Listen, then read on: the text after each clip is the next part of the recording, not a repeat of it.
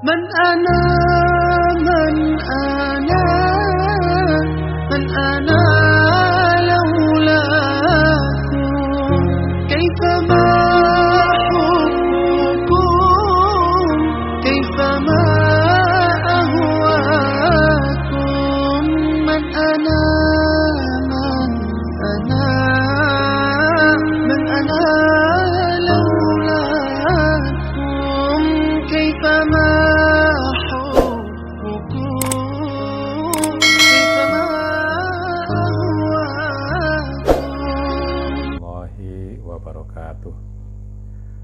Bismillahirrahmanirrahim. Alhamdulillahi rabbil alamin. Wa bihi nasta'inu ala umurid dunya waddin. Wassalatu wassalamu ala asyrafil anbiya'i wal mursalin Sayyidina Muhammadin wa ala alihi wa sahabatihi ajma'in. Saudara, mari kita membaca Al-Fatihah untuk Kiai Soleh Darat, pengarang kitab Tafsir Faidur Rahman yang akan kita baca sebentar lagi. Lahul Fatihah. A'udzubillahi minasyaitonirrajim. Bismillahirrahmanirrahim. Alhamdulillahirabbil alamin. Arrahmanirrahim. Maliki yaumiddin. Iyyaka na'budu wa iyyaka nasta'in. Ihdinas siratal mustaqim. Siratal ladzina an'amta 'alaihim ghairil maghdubi 'alaihim waladdallin. Amin. Ya, terakhir kemarin kita baca ayat akhir dari ayat kedua, yaitu hudal lil muttaqin. Lalu sekarang ayat berikutnya, alladzina yu'minuna bil ghaibi wa yuqimuna sholata wa mimma razaqnahum yunfiqun. Bismillahirrahmanirrahim. Utawi rupane muttaqin lan sifate muttaqin iku wong kang padha ngimanaken lan ngestokaken lan yakinaken ing barang kang samar kang ora ketinggalan moto. Lan malih sifate muttaqin iku padha njenengaken ing salat 5 wektu kelawan cukupe rukun lan syarate. Jadi orang muttaqin itu orang yang mempercayai atau mengimani dan melaksanakan serta meyakini apa yang tidak kelihatan, yang samar-samar, yang tidak bisa dilihat mata. Dan juga sifat muttaqin itu adalah orang yang menegakkan sholat 5 waktu dengan cukup rukun dan syaratnya. Lan malih sifate muttaqin iku padha nafakahaken lan padha ngetokaken setengah saking barang kang wus ingsun paringaken marang wong iku kabeh kelawan dedalan zakat utawa sedekah tatawu. Juga sifat muttaqin itu adalah mereka yang menafkahkan atau menyedekahkan, mengeluarkan setengah atau sebagian dari rezeki yang sudah saya berikan kepada mereka melalui zakat atau sedekah sunat. Ini lalu penjelasan dari ketiga sifat tadi. Dari tiga tadi itu, pertama meyakini yang gaib, kemudian yang kedua menjalankan menegakkan sholat, lalu yang ketiga memberikan sedekah atau mengeluarkan sebagian dari hartanya. Yakni artine ngimanaken bil ghaibi iku kelawan arep angestokaken barang kang samar-samar wujude. Jadi maksud dari mempercayai hal yang gaib itu adalah membenarkan hal yang wujudnya itu samar-samar. Wujudnya tidak bisa ditangkap dengan alat penangkapan kita, indera atau akal dan seterusnya. Kaya wujude dina kiamat lan kaya ngimanaken wujude ngalam barzah. Contohnya seperti mengimani wujud dari adanya hari kiamat dan mengimani adanya hari barzakh, kubur lan soal kubur lan pekewuh mahsyar lan pekewuh siratal mustaqim lan hisab. Juga ada kubur dan pertanyaan di kuburan, lalu pekewuh itu apa ya, betapa repotnya nanti ketika ada di dalam hari semua orang dikumpulkan, dan juga sulitnya atau repotnya siratal mustaqim dan juga hisab. Ya. Ini keterangan yang pertama. Utawi ngimanaken ing hukume Allah perintah lan cegah ing dalam tingkai gaib saking manusia akeh ijih ngimanaken. Mungkin di sini utawa, ini mestinya bukan utawi ya. Atau mengimankan hukum Allah baik berupa perintah maupun larangan yang gaib dalam keadaan tidak dilihat orang, masih beriman juga. Tegese oleh ngelakoni perintah lan ngedoi cegah padha uga ana manungsa utawa ora ana manungsa ya nglakoni. Jadi melaksanakan perintah dan menjauhi larangan itu tetap dilakukan walaupun tidak ada orang yang mengetahui. Ora kaya kelakuan munafik oleh nglakoni perintah lan ngedoi cegah krana arah wujude manungsa. Tidak seperti orang munafik yang menjalankan perintah atau menghindari larangan itu karena adanya manusia. Mongko nalikane sepi iya nglakoni maksiat lan tinggal taat. Ya, jadi kalau dalam keadaan tidak ada orang yang tahu, maka dijalankan maksiat dan ditinggalkan ketaatan.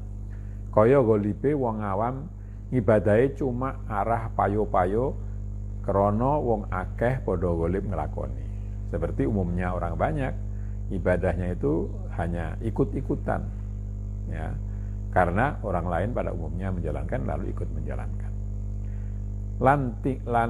Tinggal dan kira-kira akan persepen.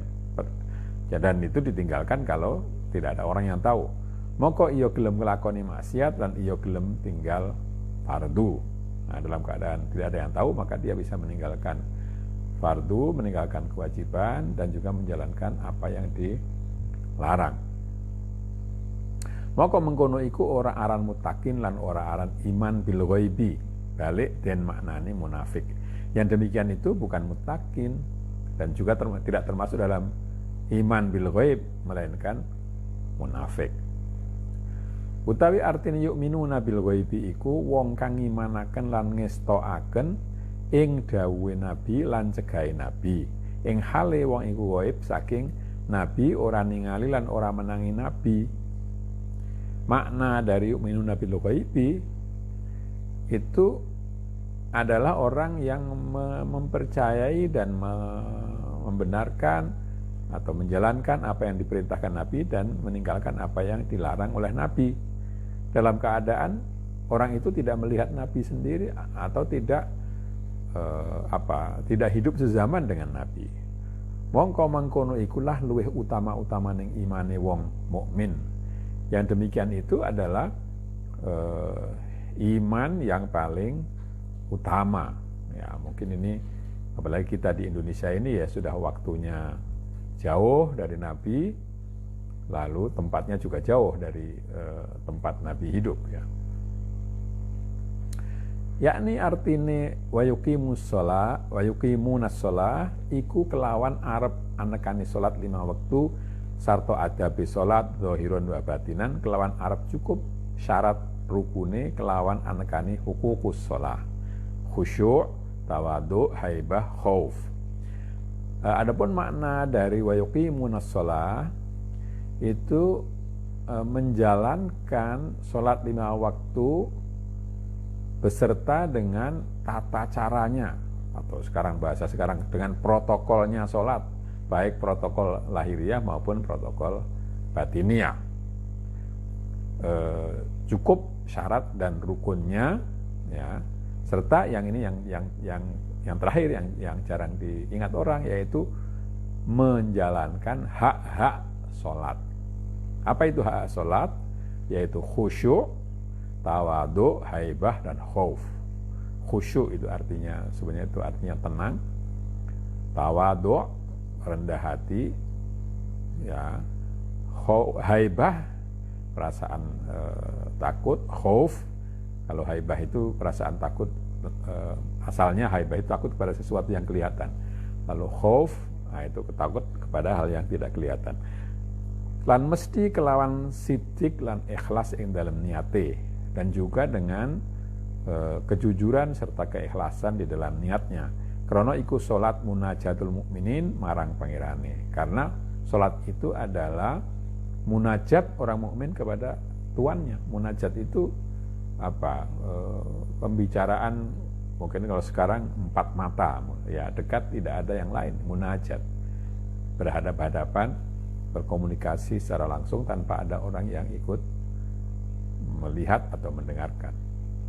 Qala subhanahu wa ta'ala, aqimis sholata lidzikri, dan dirikanlah salat itu untuk mengingatku. Padha salata sira kabeh krana arah eling khudur ana ing ngarsaning sun. Ini terjemahan dalam bahasa Jawanya. Kalian salatlah semuanya untuk mengingat bahwa kalian itu hadir di hadapanku. Ya. Ini, jadi sholat bukan hanya menjalankan kewajiban, tapi hadir di hadapan Allah. Ojo kaya sholate wong mendem, badane ngadeg ing dalam masjid, atine mubeng-mubeng ing dalam pasar. Lesane maca Fatihah, lesan ati caturan dhewe ana ing pasar. Jangan seperti sholatnya orang yang mabuk, badannya berdiri di masjid tetapi hatinya berputar-putar di pasar. Ya, kalau sekarang bukan hanya pasar ya, tapi di mall atau di mana-mana gitu ya, atau di dunia maya, nah, bisa juga. Lidahnya membaca Fatihah tetapi lidah hatinya berbicara sendiri di pasar. Maka mangkono ora yuqimunas shalah, balik aran ngelakoni salat, ora ngedekaken salat, ora. Maka yang demikian itu bukan dalam pengertian yuqimunas shalah, menegakkan salat, tapi itu disebut melakukan salat. Ya.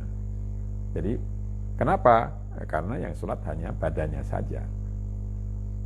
Yakni artine wa mimma razaqnahum yunfikun, sedangkan arti wa mimma razaqnahum yunfikun iku kelawan arep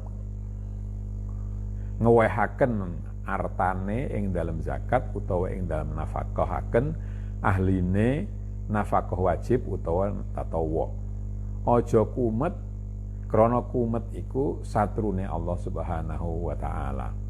Sedangkan arti dari mimma razaqnahum yunfikun itu adalah memberikan hartanya dalam bentuk zakat atau nafkah untuk keluarga, baik itu nafkah wajib maupun nafkah sunat.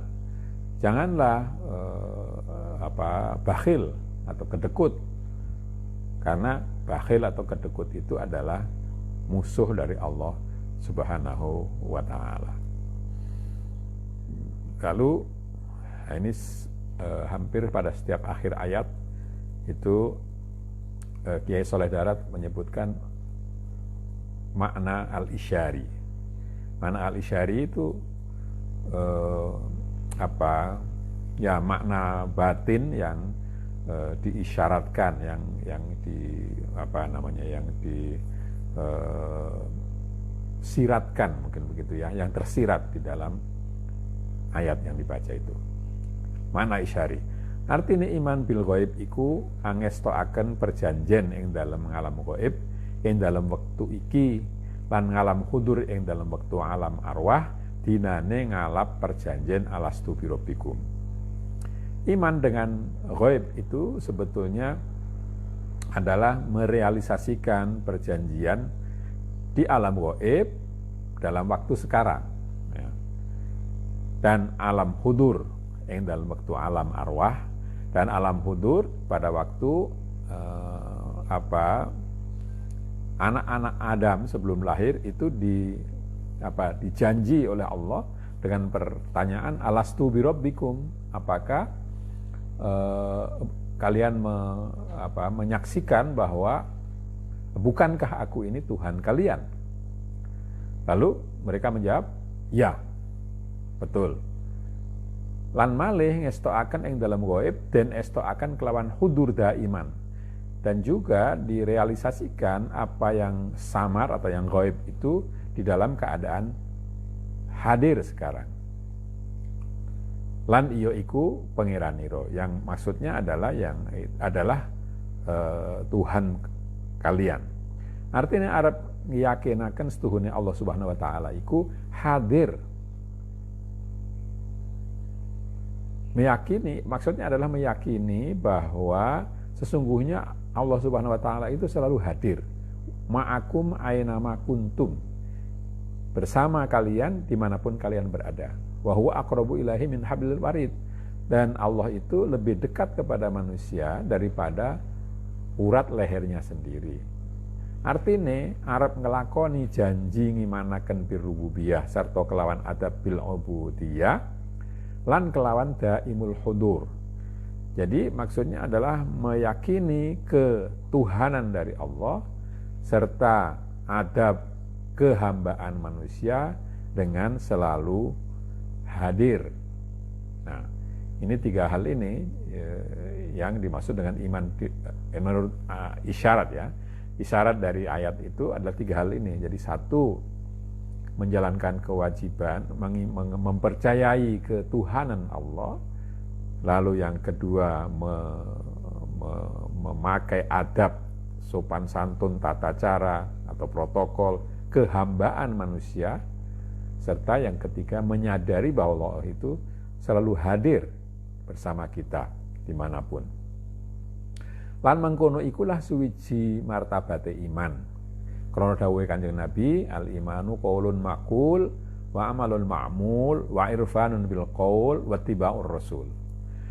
Dan itulah salah satu dari derajat iman, karena dalam hadis disebutkan iman itu adalah perkataan yang diucapkan, perbuatan yang dilakukan, pengetahuan dengan perkataan dan mengikuti Rasul. Nah, ini saya beri catatan sedikit. Sebetulnya dalam hadis-hadis yang saya temukan, ini dalam beberapa riwayat itu bukan wa irfanun bil qaul. Yang saya temukan itu wa irfanun bil uqul ya. Dan pengetahuan atau irfan, pengetahuan Allah dengan ukul, dengan akal. Tetapi oleh Syekh Saleh Darat yang ditulis di sini wa irfanun bil qauli. Saya tidak tahu apa karena sumbernya yang dipakai memang menyatakan begitu atau karena ada maksud lain. Jadi mengetahui Allah dengan qaul. Kalau dengan qaul itu dengan ucapan ya. Kalau bil uqul berarti dengan akal. Artine utawi iman iku pangucap kang cocok ing dalem adabe zahire lan batine, lan makrifat kelawan pangucape lan miturut kelawan Rasulullah. Jadi maksud iman itu adalah ucapan yang cocok di dalam adab zahir maupun batin, yang itu disebut qaulun maqul wa amalun ma'mul, dan makrifat dengan ucapan serta menurut perintah larangan Rasulullah. Ya. Lan utawi martabate iman iku kang kaping pindho. Tadi itu martabat iman yang pertama ya. Utawi martabate iman iku kang kaping pindho iku arep bersih-bersihaken atine saking jasmania lan nafsania kelawan nur saking Allah. Sedangkan martabat yang kedua adalah bahwa hatinya bersih dari semua hal yang bersifat jasmani dan bersifat nafsu. Kenapa? Kelawan nur saking Allah, karena cahaya dari Allah. Qala wa may yu'min billahi yahdi qalbah. Allah berfirman, barang siapa beriman kepada Allah, maka Allah akan menunjukkan hatinya. Tegese sapa wonge iman iku kelawan nurullah maka dadi weruh atine marang Allah. Maksudnya adalah barang siapa beriman kepada imannya itu karena cahaya Allah, maka hatinya akan melihat Allah. Mongko dadi musyahadah, artinya barang kang gaib kaya musyahadahe roh ing dalem arwah ing dalem dina alastu birabbikum. Maka lalu terjadilah musyahadah. Maksudnya adalah bahwa barang yang gaib itu kelihatan, ya, sepertinya kelihatan. Ya. Seperti roh ketika ada di dalam hari alastu birabbikum qalu bala. Ya, yang sudah saya jelaskan bahwa sebelum lahir manusia itu masih yang dalamannya ketika mereka masih ada di dalam punggungnya Nabi Adam, mereka ditanya, alastu birabbikum, oleh Allah, bukankah aku ini Tuhan kalian? Mereka menjawab, iya. Ya. Maka ikulah iman sempurna kedua manusia sempurna. Iku artinya yu'minuna bil ghaibi. Maka itulah makna dari iman yang sempurna bagi manusia yang sempurna. Maka itulah artinya yu'minuna bil ghaibi. Ya. Ini sebetulnya masih ada waktu 1 menit lagi, tetapi karena bagian yang berikutnya ini cukup panjang, maka saya kira kita akhiri di sini. Saya ingin mengingatkan sekali lagi bahwa saya menerima pertanyaan-pertanyaan, tetapi sampai hari ini belum ada pertanyaan yang masuk ya dari kemarin yang saya jawab. Tapi saya ingin mengulang lagi pertanyaan tentang sumber-sumber yang dipakai oleh Syekh Saleh Darat. Ternyata pada naskah yang ada pada saya ada satu halaman penting yang tercecer. Lalu 3 hari yang lalu saya mendapat kiriman dari Wakil Rektor Universitas Wahid Hasyim Semarang, yang Pak Mudzakkir Ali ya, mengirimi bagian yang tercecer itu. Nah, di situ disebutkan bahwa Syekh Saleh Darat ini tidak melakukan ijtihad sendiri di dalam menerjemahkan Quran ini, melainkan menggunakan sumber-sumber yang di situ disebut paling tidak ada 3. Yang pertama adalah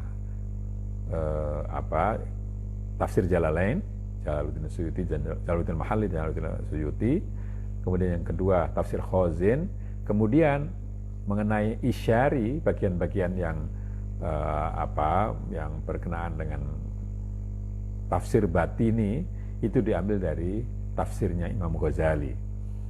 Nah, Al-Ghazali mempunyai waktu menulis buku yang sebenarnya tidak bisa disebut tafsir ya, tapi itu berkaitan dengan Quran ya.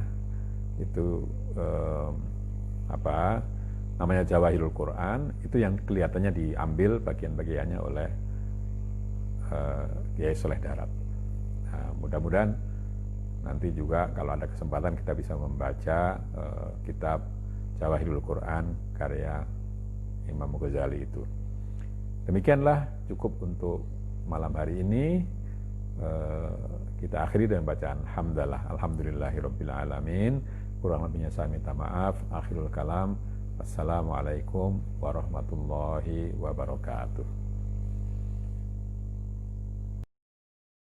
من أنا